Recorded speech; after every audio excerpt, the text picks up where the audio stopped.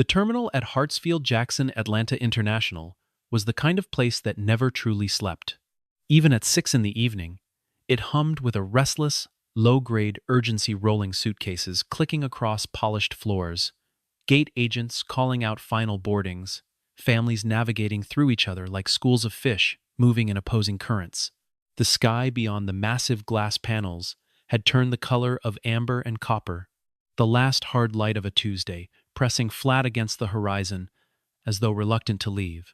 Marcus Coleman moved through all of it the way water moves through stone, unhurried, unbothered, almost invisible, in the way that only a man completely at ease with himself can be.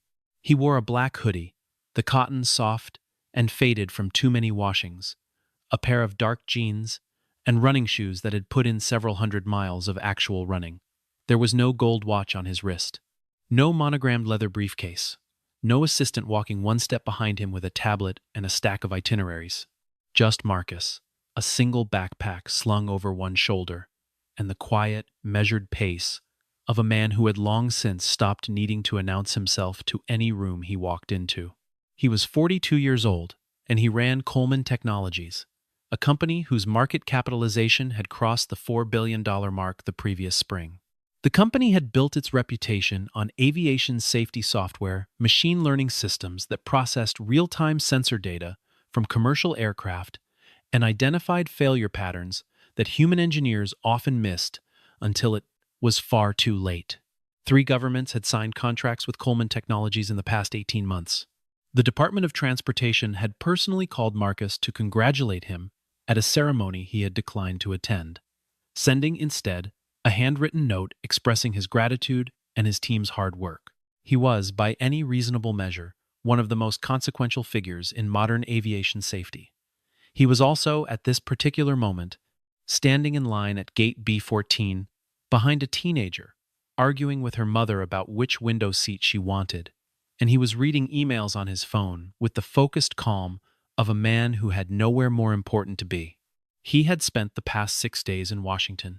3 days of congressional briefings, 2 days of technical presentations with the FAA, and 1 long afternoon meeting with a subcommittee that had more questions than it had technical understanding, which Marcus had handled with the patience of a man who genuinely believed that every question deserved a real answer. The work mattered to him in a way that was difficult to explain to people who assumed a CEO's primary relationship with his company was financial. Marcus Coleman did not lie awake thinking about stock prices. He lay awake, thinking about sensor arrays and latency margins and the particular way a hydraulic system under stress communicated its distress through vibration signatures that most monitoring systems weren't yet calibrated to detect. The work was the thing. It had always been the thing. He preferred commercial flights for reasons his colleagues found eccentric and his board found mildly exasperating. A company jet was available to him. The board had insisted on it 2 years ago, citing liability and efficiency. Marcus had used it exactly 4 times, all in circumstances where the schedule made it genuinely necessary. The rest of the time, he flew commercial, and he flew in business class not because he required comfort, but because the longer flights gave him uninterrupted time to read, and because he believed, with the conviction of someone who had built his entire career on first-hand observation, that you could not understand an experience from the outside. He wanted to know what it felt like to be a passenger on the aircraft his systems were designed to protect. He wanted to sit in the seat, breathe the recycled air, feel the slight shudder when the landing gear retracted, and pay attention to every detail that a person who had grown too comfortable might stop noticing. He had, on more than one occasion, identified potential issues with a carrier's user interface or a cabin crew's emergency protocol briefing simply by sitting quietly and paying attention. His chief of staff called it his civilian intelligence program. Marcus called it keeping his feet on the ground. The line moved, and he moved with it, scanning the email from his head of engineering as he shuffled forward. There was a notation about a data anomaly from one of their monitoring deployments, a small discrepancy in the pressure sensor readouts from a fleet of medium-haul aircraft that their system had flagged 48 hours ago. The engineering team had cross-referenced it with maintenance logs and found the pattern consistent with a known but rare failure mode in a specific generation of sensor hardware. Marcus read the message twice, then typed a short reply asking for the full dataset to be sent to his device. He would review it on the flight. That was the plan: a quiet few hours above the clouds, a glass of water, and 300 pages of technical documentation that he had been looking forward to reading since Monday. He tucked his phone into his jacket pocket as he handed his boarding pass to the gate agent, a young man who scanned it efficiently without looking up. Marcus thanked him and walked down the jetway, the sound of the terminal fading behind him as the narrow corridor closed in. He had always found this moment, the transition between the terminal and the aircraft itself, to be one of the more clarifying moments in travel. There was a finality to it, a crossing of a threshold. He noticed, as he always noticed, the seam where the jetway met the aircraft door, the way the threshold shifted slightly under his feet as he stepped from one structure to the other. He noticed the ambient hum of the aircraft's systems, the particular quality of the air, the slight change in pressure. He noticed the smell of the cabin, that unmistakable blend of recirculated air and industrial cleaning solution that was identical on every commercial aircraft in the world, and which he had learned to read like a diagnostic. He stepped through the door and into the forward cabin, and the flight attendant near the entrance, Emma, according to her name badge, a woman in her mid-30s with professional composure and dark hair pulled back cleanly, greeted him with a practiced smile. He found his row without difficulty. Seat 3A, window, left side. The business class cabin was arranged in the standard 222 configuration, the seats wider and quieter than the rows behind them, the overhead panels casting a warm, indirect light across the charcoal upholstery. Marcus moved through the aisle with the practiced efficiency of someone who boards aircraft frequently and has no interest in performing the ritual of it. He was thinking, still, about the pressure sensor anomaly, running through the possible interpretations of the data in the background of his attention, the way a person fluent in a second language processes it without consciously translating. He reached row 3 and looked up at the bin to confirm it was usable, then looked down at his seat. Occupying it was a Louis Vuitton tote bag, the size of a small carry-on, its gold hardware, catching the overhead light with a precision that seemed almost deliberate. The bag was glossy and expensive and entirely at ease, draped across the window seat with the proprietorial comfort of something that had been placed there by someone who expected it to stay. The bag was clearly not traveling alone. The woman in seat 3B was named Victoria Bennett, and she had the particular self-possession of someone who had never in her adult life had to wonder whether she belonged somewhere. She was 39, a real estate developer from Greenwich, Connecticut, whose family had been in commercial property since her grandfather had built the first shopping center in the county in 1961. She wore a cream blazer over a silk blouse, a single strand of pearls that her mother had given her, and the expression of someone who had already decided that this particular flight was not going to meet her standards.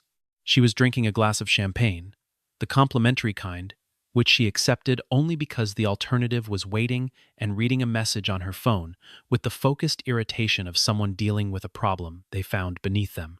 She had placed her bag in the window seat because the overhead compartment directly above her row was already partially occupied, and she had not anticipated that the window seat would be assigned to anyone she would actually have to accommodate.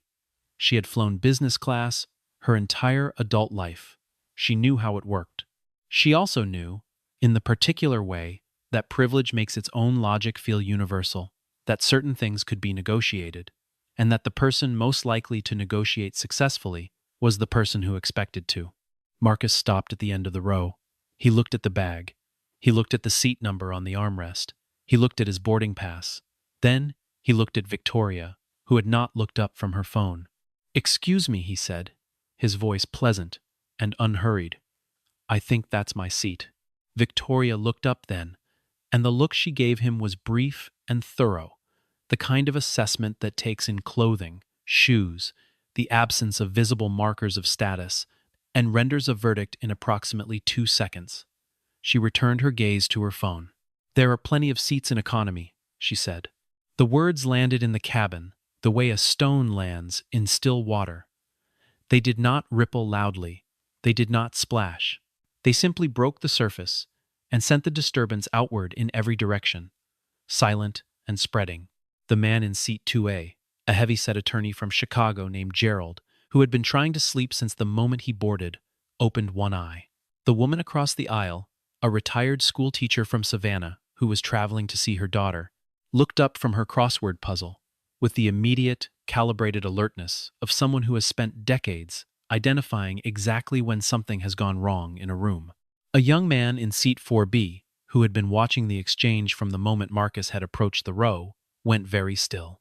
Even the ambient sound of the cabin seemed to contract slightly, the soft murmur of pre-departure conversation dimming by a register, as though the other passengers had collectively, and without coordination, decided to use their ears instead of their mouths. Marcus did not raise his voice. He did not change his expression. He held up his boarding pass, the printed confirmation visible, and said simply, "This is 3A. That's the seat on my boarding pass." Victoria glanced at the pass with the expression of someone humoring a misunderstanding they are confident they can resolve. "Surely there's been some mix-up," she said, with the kind of tone that implies the mix-up originated with someone else and reflects poorly on the institution that created it. The airline must have double-assigned it. She said this without moving the bag. Emma, the flight attendant, had been watching from the galley and now moved forward with the fluid efficiency of someone who had navigated 1,000 versions of this moment. She asked to see both boarding passes. She checked the seat number. She checked the manifest on her tablet. She looked at Marcus. She looked at Victoria. The verdict was clear, and Emma delivered it with professional neutrality. Mr. Coleman is correct. 3A is his assigned seat. Victoria's expression did not change dramatically. It performed a kind of reluctant recalibration, the face of someone adjusting to an outcome they find inconvenient rather than wrong. She reached down and moved the Louis Vuitton tote from the window seat to the space below the seat in front of her, which it barely fit, and she did this with the deliberate care of someone making a point about the inconvenience being imposed upon them. She did not apologize. She returned to her champagne. Marcus placed his backpack in the overhead bin, settled into his seat, and took out his phone. The cabin filled around them in the particular way that business class fills gradually, with people who moved with the assurance of frequent travelers, stowing bags efficiently, accepting drinks, opening laptops.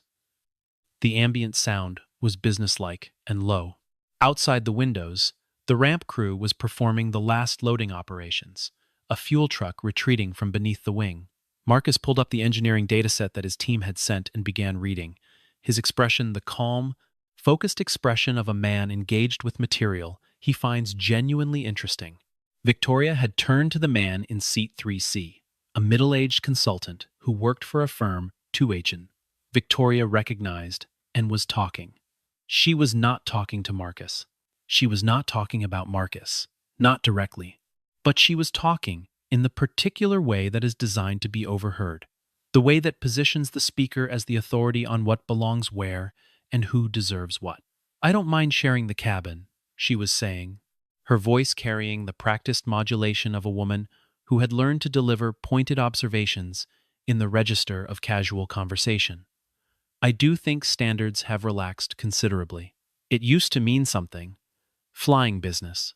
You knew the kind of person you were traveling with." The consultant made a non-committal sound. He was the kind of man who had learned not to involve himself in other people's theater. "Professional appearance matters," Victoria continued. "In my industry, how you present yourself is how clients read you. It's not judgment, it's just reality." She said nothing about race, directly. She didn't have to. The reference points were all there. The clothing, the backpack, the absence of visible markers, and she assembled them with the practiced efficiency of someone who had grown up in environments where these things were communicated in exactly this register: deniable, contextual, invisible, to anyone who needed it to be invisible. The retired schoolteacher across the aisle had heard every word. The young man in 4B had heard every word. Gerald, who had given up on sleeping, had heard every word. Marcus had heard every word. He turned a page in his dataset. He highlighted a notation. He typed a short comment into the margin of the document. His face was entirely still, in the way that a deep lake is still not because nothing is moving beneath it, but because whatever moves there has long since found its level. An older man in seat 2C, a white-haired man in a gray suit, who had the bearing of someone who had spent 40 years in rooms where things were decided, had been watching Marcus with increasing attention. Not the attention of suspicion, but the attention of recognition. He had seen this before. He had seen men receive this treatment and dissolve into either rage or apology, and he had seen, more rarely, the men who simply did not. The ones who had somehow arrived at a place within themselves, where other people's assessments of them had no power to determine how they felt about standing in their own skin. He watched Marcus read his documents, and felt something that was close to respect, and also close to sorrow, because he understood what that kind of stillness cost, and what it had taken to develop it. The door closed. The jetway retracted.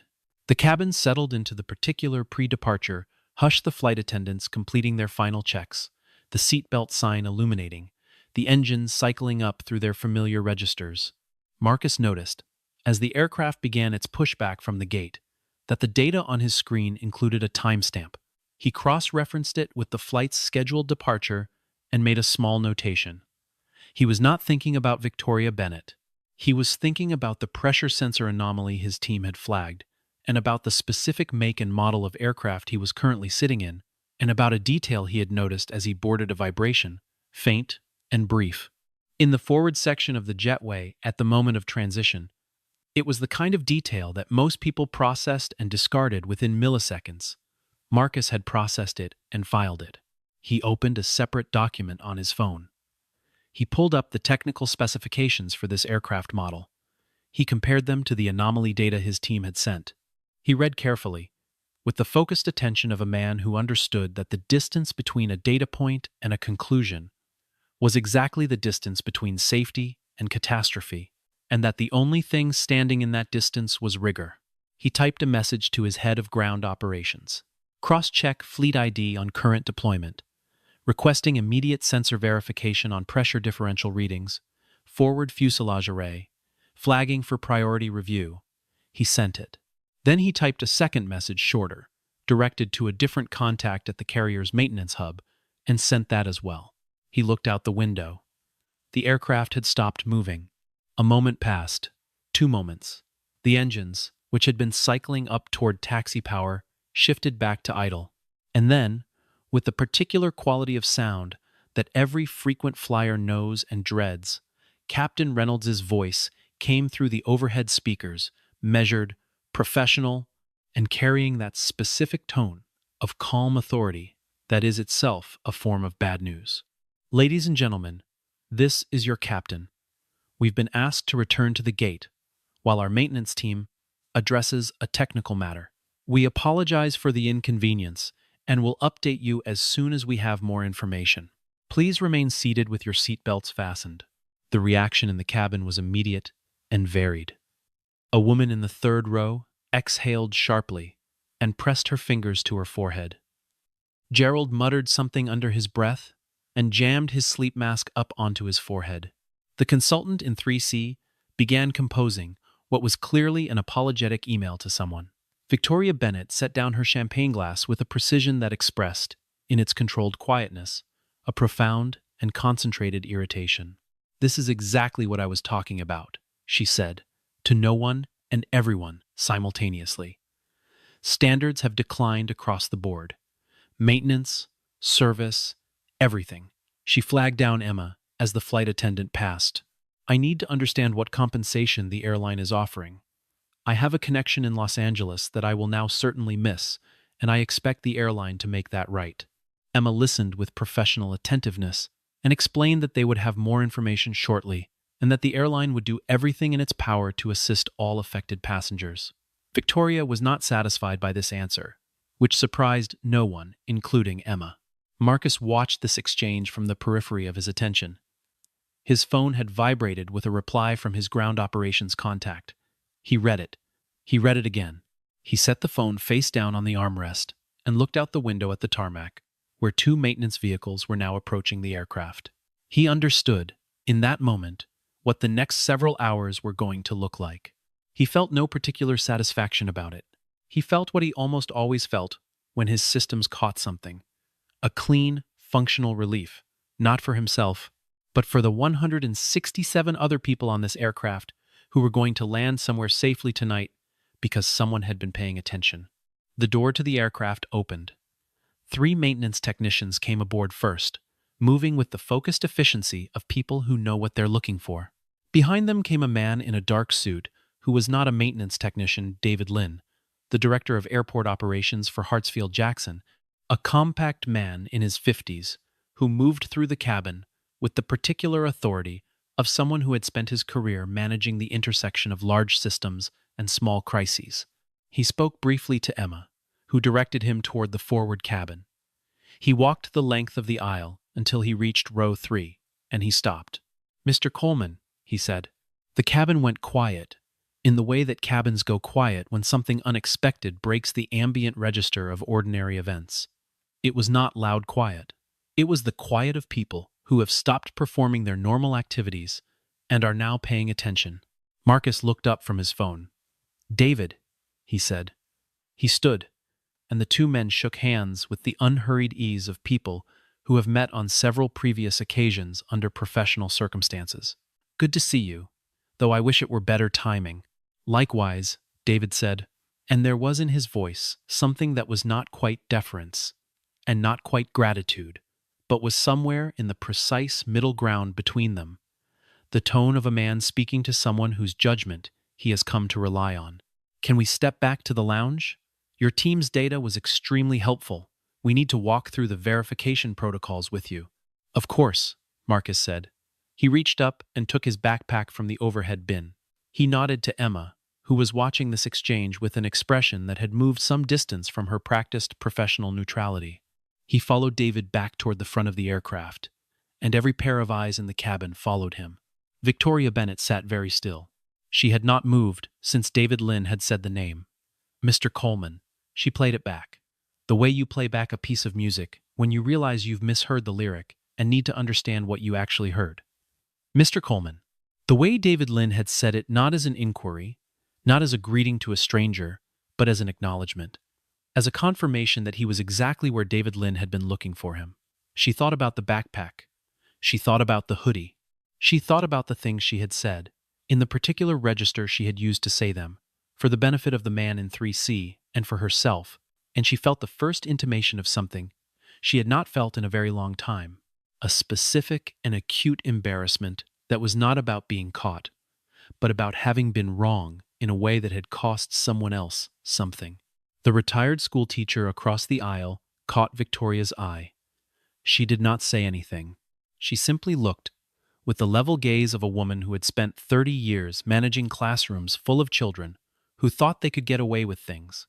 And then she returned to her crossword puzzle. In the airport's operations lounge, a functional space of monitors and conference tables that the traveling public rarely saw, David Lynn laid out what the maintenance team had confirmed. The aircraft's forward pressure sensor array had registered a pattern consistent with early-stage microfracturing in the housing of one of the primary monitoring units. On its own, it would not have caused an immediate emergency, but at altitude, under the specific atmospheric and structural conditions that this particular flight would have encountered over the Rockies, the compounding effect on the aircraft's automated response systems could have created a cascading failure in the pressure management system, the kind of failure that would not have been immediately obvious to the crew, but would have manifested 45 minutes into the flight as a series of events that the investigation report would later describe with the careful euphemism of significant incident. The maintenance team lead, a woman named Sandra, who had spent 17 years in aircraft systems and did not use the phrase close call lightly, had used it twice during her briefing to David, and both times she had looked at the table rather than at anyone in the room. Marcus had flagged the possibility 90 minutes before departure, based on the anomaly data his team had identified in the broader fleet monitoring system, and on the specific vibration signature he had noticed. When he stepped onto the aircraft, a detail that his system sensors, deployed in the forward section as part of an ongoing trial, had also recorded and transmitted. The ground team had acted on his message. The The maintenance crew had confirmed the issue within 20 minutes. The flight had been held. 168 people were sitting in a terminal instead of cruising at 35,000 feet above a system they did not know was compromised. David looked at Marcus across the conference table and said, with a directness that acknowledged the full weight of what he was saying, "Your system caught this. Your attention caught it. Without both, this conversation doesn't happen in a lounge. It happens somewhere else, and it's a very different conversation." Marcus nodded. He had heard variations of this before. After other catches, other interventions, other moments when the gap between what his systems detected and what conventional monitoring would have found turned out to be the gap between ordinary and catastrophic. He never found these conversations comfortable, not because he doubted the work, but because the work was never really about him. It was about the architecture, the patient, rigorously designed structure of monitoring and analysis that his team had spent years building, and that only functioned because someone had cared enough to build it correctly. "The team did the work," he said. "I just read my email on time." David smiled. He had heard Marcus deflect credit before. He had stopped trying to correct him about it. The passengers had been guided off the aircraft and into a holding area near the gate, while the maintenance team completed their work and arrangements were made for a replacement aircraft. The lounge adjacent to Gate B14 had been opened, and the business class passengers were offered refreshments and updates at regular intervals by a gate supervisor named Brenda, who had been doing this job for 19 years, and managed the situation with the imperturbable competence of someone who had seen worse. Victoria sat in one of the chairs along the window wall, her champagne glass replaced by a cup of black coffee, her phone idle on the table beside her. She was not making calls. She was not composing emails. She was doing something she rarely did in airport lounges, or anywhere else, she was thinking. She was thinking about the man she had spoken over, around and about for 90 minutes in the business class cabin of an aircraft that had turned out to be unsafe. She was thinking about the particular ease with which she had assembled her narrative, the hoodie, the backpack, the running shoes, into a conclusion she had never questioned because the conclusion had felt, in the way that conclusions based on lifelong assumption always feel, like simple common sense. She had grown up in a family that moved in circles where the signals of belonging were precise and legible. The right schools, the right addresses, the right clubs, the right clothes. She had learned to read people through those signals, the way a person who only speaks one language reads the world fluently, confidently, and with the complete inability to hear what is being said in any other register. She thought about the older man in 2C. She had learned from the gate supervisor that his name was Harold, that he was a retired federal judge, and the way he had looked at Marcus Coleman when Marcus had returned to collect his backpack from the overhead bin before following David Lynn off the aircraft. Harold had looked at Marcus the way people look at something they recognize and respect, and Victoria had understood in that moment that Harold had seen something she had missed, and that what he had seen was not Marcus Coleman's title or his net worth, but the quality of his attention, the specific texture of a person who moves through the world with complete self-possession because they have done the interior work that self-possession requires. Gerald, who had overheard more of this internal reckoning than Victoria realized he was sitting 2 chairs down, pretending to read a magazine, felt a complex mix of things. He was annoyed at the delay. He was relieved to be on the ground. He was watching Victoria Bennett sit with her thoughts, the way a man who has spent 30 years in courtrooms watches a witness understand, for the first time, what the evidence actually shows. Marcus returned to the gate area 40 minutes after he had left it, David Lynn walking beside him. They were in mid-conversation about the regulatory timeline for expanding the monitoring program to a second carrier, and Marcus was answering David's question about the FAA approval process with the patient precision of someone explaining something important that he has explained before and is willing to explain again. He had the natural ease of a man in his own element, not performing confidence, not performing expertise, but simply operating from both, the way a surgeon is at ease in an operating room, not because they are performing at ease, but because they actually are. The passengers in the holding area noticed him in the way that people notice someone who has just been at the center of a significant event. There was a shift in the room. Harold, the retired judge, straightened in his chair. The retired schoolteacher looked up from her crossword with an expression of quiet confirmation. The young man from 4B, his name was James, he was 24, he was returning from his first solo work trip and had spent the last hour rearranging his entire understanding of what a CEO looked like. Watched Marcus cross the lounge with the particular attention of someone who has just learned something important about the world. Emma, who had been speaking with a gate agent near the counter, turned when Marcus entered. She had spent the last 40 minutes processing what she had witnessed: the boarding, the bag, the words, the seat, the captain's announcement, the maintenance team, David Lynn walking directly to row 3A, and she had arrived at a place of clear and uncomfortable recognition. She had not intervened early enough. She had seen what was happening and had waited longer than she should have before moving forward, because the passenger making things difficult was the kind of passenger who made things difficult for flight attendants. And because the passenger on the receiving end had been quiet and patient and had not pushed her to act, she had let his patience do the work that she should have done herself. She walked toward him now. "Mr. Coleman," she said, and her voice was direct in the way that honesty makes a voice direct. "I want to apologize for how this evening began. I should have acted faster at the gate." Marcus looked at her with the full, unhurried attention that was one of the things people noticed about him when they were paying attention themselves. "You did your job," he said. "You verified the seat assignment and resolved the situation. I appreciate that." Emma nodded. She could tell from the way he said it that he meant it, and also that he understood everything she was not saying, and that he was choosing to receive what she was offering in the spirit it was intended. She returned to the counter, feeling, if not absolved, at least clear about what she would do differently the next time. Victoria had been watching from her chair. She saw the exchange between Marcus and Emma. She saw the way Marcus accepted the apology, not dismissing it, not weaponizing it, just receiving it with the quiet grace of a man who had made his peace with a world that frequently required this of him. She had been composing, in her mind, what she might say if she found herself in a position to say something.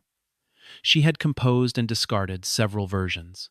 The ones that started with, "I had no idea who you were," she discarded immediately because she understood, with sudden clarity, that this was precisely the wrong thing to say, that it transformed an acknowledgement of having treated someone poorly into a statement about what threshold of importance deserved decent treatment. She had discarded the version that focused on the stress of travel, the version that focused on her misreading of the situation, the version that thanked him for what he had done without addressing what she had done. She stood up and walked across the lounge. Marcus was speaking briefly with David Lynn, a parting exchange, the two men shaking hands again. David moved away, and Marcus turned, and Victoria was standing 2 feet away with a cup of cold coffee she had forgotten she was holding. "Mr. Coleman," she said. He looked at her. His expression was neutral and open, not cold, not guarded, just present. "I owe you an apology," Victoria said. "A real one. Not because of who you are or what happened tonight." She paused, because this next part was the hard part, the part that required her to say out loud what had actually happened, rather than a version of it that protected her from its full implication. "But because of how I spoke about you, the things I said, the way I looked at you and decided, in about 30 seconds, that you didn't belong where you were standing. That was wrong. Not just impolite, wrong. And I'm sorry." The lounge had the particular quality of a space where people are trying very hard to appear to be doing something other than listening. Gerald had put his magazine down. Harold had a small, attentive stillness about him. James, the young man from 4B, had stopped scrolling his phone. Marcus was quiet for a moment. He looked at Victoria with the same full attention he had given Emma, and what his attention communicated without calculation, without performance, was that he was considering what she had said and was going to respond to what she actually meant, rather than to a surface version of it. "I accept that," he said. He didn't say it to close the door. He said it in the tone of a man who means an acceptance to be a full and real thing. "Can I ask you something?" Victoria said. "Sure." "How do you do that? Just sit there, take it, and not—" She didn't have a clean ending to the sentence. I would have been furious. Marcus looked at the window. Beyond it, the tarmac was lit in the blue-white wash of the ground lights, and a replacement aircraft was already being guided into position at the adjacent gate. He thought about how to answer this in a way that was true and not a performance of wisdom. "I've been in rooms my whole life," he said, "where someone had already decided I didn't belong before I opened my mouth. Boardrooms, university offices, investor meetings, airports." He paused. "Early on, I spent a lot of energy being angry about it, which is understandable. But I realized at some point that the anger was spending energy I needed for other things, and that the people who needed me to be angry, who needed me to react, to confirm the story they'd already written about me, I was giving them exactly what they wanted." He was quiet for a moment, looking at the tarmac, where the replacement aircraft sat solid and lit in the evening dark. "There was a year when I was 29, when I almost walked away from everything I was building because the accumulation of it, every meeting where someone questioned my credentials, every room where I had to prove I belonged, had worn something down in me. I talked to my father about it. He was a maintenance worker. 31 years, same company, never missed a shift. He said, 'The job is the job. What other people think of you while you're doing it is their problem, not yours.'" Marcus looked back at Victoria. "Staying calm isn't the same as not feeling it. It just means I've decided what to do with what I feel." Victoria was quiet. She was thinking about the word decided, and about the particular labor that word implied, not just a moment of choice, but years of work that preceded the moment, making the choice available when it was needed. "I grew up in a world," she said, "where people were sorted. The right schools, the right neighborhoods, the right clothes. I learned the system so well, I stopped being able to see it as a system." She looked at her coffee cup. "I don't think I understood, until tonight, what I'd actually been doing." "Most people don't," Marcus said. He said it without judgment, genuinely, plainly, as a statement of fact rather than an indictment. "That's not an excuse, but it is an explanation." Victoria nodded. She had the expression of someone who has just understood something important and is aware that understanding it does not undo what it explains, and that the appropriate response to that awareness is to carry it forward rather than to dwell in it. "Thank you," she said. Marcus looked at her with an expression that was not quite warm and not quite formal, but was exactly appropriate to the moment, the acknowledgement of one person by another in a situation that had been difficult and had arrived, against some odds, at a place of honesty. "Take care of yourself," he said. Harold, the retired federal judge, waited until Victoria had returned to her seat before making his way across the lounge to Marcus. He introduced himself briefly, full name, former title, current irrelevance, he said, with a dry humor that Marcus appreciated, and said only, "I just wanted to say, that was well handled." He extended his hand. Marcus shook it. Harold went back to his seat, and that was the entirety of his contribution to the evening, which was exactly the contribution it needed to be. The replacement aircraft was ready in just under 2 hours. Brenda, the gate supervisor, announced the new boarding time with her characteristic unhurried efficiency and directed passengers to the adjacent gate. The process of reboarding was orderly and faster than anyone expected, partly because the delay had exhausted whatever theater the evening had to offer, and everyone simply wanted to get where they were going, and partly because the cabin crew of the replacement aircraft was a different team and was operating with a certain heightened attentiveness that tends to emerge in crews who have been briefed on the circumstances of a flight delay. There was a different quality to the boarding, quieter, more careful, people moving to their seats with the slight extra deliberateness of individuals who have been reminded that the ordinary business of air travel rests on an infrastructure of sustained vigilance that they rarely think about and perhaps should. Victoria Bennett, gathering her things to board, looked across the lounge and saw Marcus already standing near the door, still with his backpack, still without visible markers of the $4 billion his work had produced, already in conversation with James, the young man from 4B, who appeared to be asking him something earnest about the technology sector, and receiving the same patient, full attention that Marcus appeared to give everything. She watched them for a moment. James was leaning slightly forward, in the way of someone receiving information they want to retain, and Marcus was speaking with his hands relaxed and his weight settled evenly. The posture of someone who has no investment in impressing and every investment in being clear. She thought about all the people she had met over the years who performed expertise, and about the particular difference between performance and the real thing, and how surprisingly easy it was to confuse them when you were not paying the right kind of attention. She lifted her bag and walked to the gate. At the boarding door, she held back for a moment as the line moved ahead of her. Marcus finished his conversation with James, handing the young man a business card, a gesture that James received with an expression that suggested the card would not end up in a drawer, and moved toward the door. He walked past Victoria, and she said, "Mr. Coleman," and he looked at her. "Here," she said, and she moved ahead of him through the door so that she could reach the overhead compartment first and make room. It was a small thing. It was not large enough to balance anything, but it was real, and she did it consciously, and that made it something. Marcus settled into 3A and looked out the window. The night had fully arrived, the sky above the tarmac deep and clear, the airport lights spreading out below the terminal in their organized pattern, the blues and greens of the taxiway, the whites of the gates, the amber of the distant perimeter lights. He pulled up the engineering report on his phone and set it aside after a moment. For once, he did not read.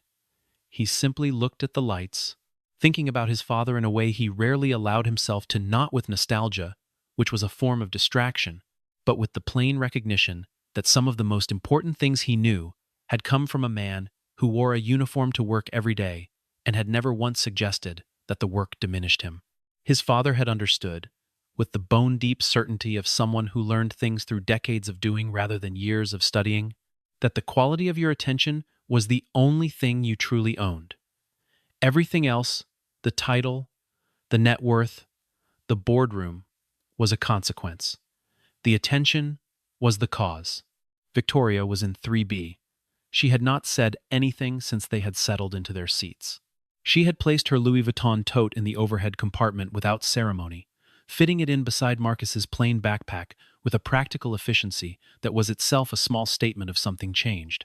She looked out the window as the aircraft pushed back from the gate, watching the tarmac move away beneath them. At some point over the Tennessee border, as the cabin quieted and the flight attendants moved through the aisle with the last drink service, she said not to strike up a conversation, but in the tone of someone completing a thought, "What you said earlier, about deciding what to do with what you feel. I think I've been deciding wrong things for a long time." Marcus didn't answer immediately. He looked at the dark sky beyond the window, at the faint lights of a city moving below them like scattered embers, a whole geography of lives unaware of the aircraft passing above them in the night. "You're deciding differently tonight," he said.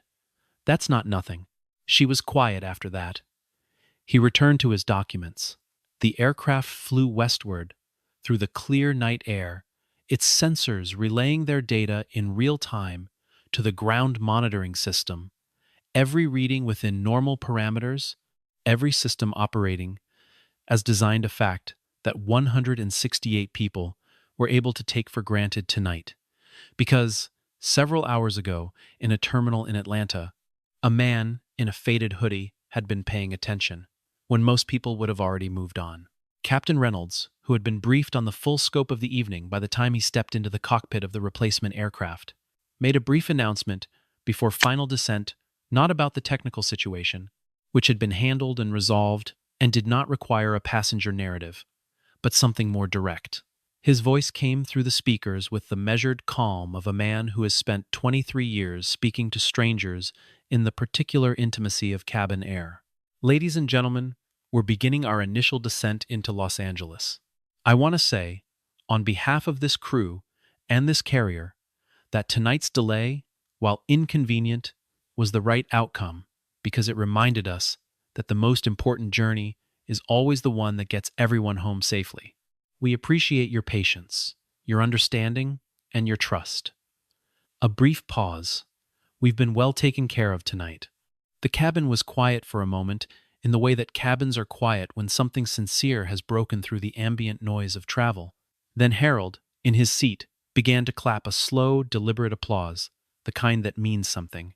It was picked up by the retired schoolteacher, and then by James, and then by Gerald, who surprised himself by joining in, and then by others, until the cabin was filled with the sound of people acknowledging an evening that had required more of them than a flight usually does. Victoria clapped. She clapped with her eyes on the seat back in front of her, feeling the full weight of the evening without trying to reduce it. Marcus looked out the window at the lights of the Los Angeles basin, spreading across the dark ground below them, tens of thousands of lights, each one a person, each one moving through their own understanding of what they deserved and what others deserved, each one navigating the particular mix of clarity and confusion that human beings carry with them everywhere they go. He did not clap. He didn't need to. He had already done what needed doing, hours ago, in the quiet way that real things are done, not for recognition, not for the moment of revelation, not for the story that would emerge from it, but because the work mattered, and because the people on the aircraft with him mattered, and because he had long since decided that these were sufficient reasons. The wheels touched the runway with a clean, solid thud, and the aircraft decelerated through the dark California night, and Marcus Coleman felt the ground arrive beneath him with the quiet satisfaction of something done correctly. Character is not announced. It does not require a runway. It has been traveling long before anyone in the cabin thought to look up and notice what was already there.